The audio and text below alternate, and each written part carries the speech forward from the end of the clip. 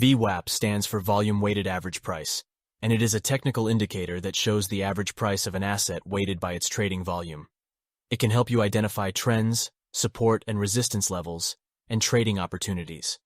Before we begin, if you're not yet a TradingView user, I highly recommend you sign up for their free trial.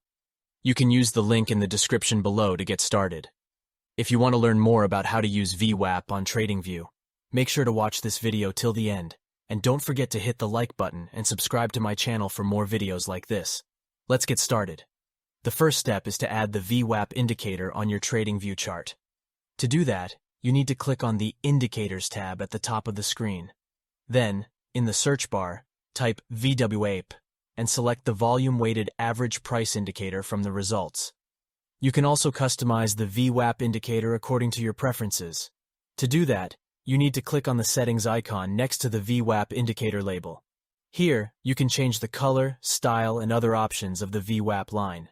For example, you can change the color of the lines, make them dashed or solid, or change their transparency. You can also choose whether you want to show or hide the standard deviation bands around the VWAP line. These bands measure how far the price deviates from the VWAP and can indicate volatility and potential reversals. Once you are happy with your customization, click OK to save your changes. I hope you found this video helpful and learned something new today.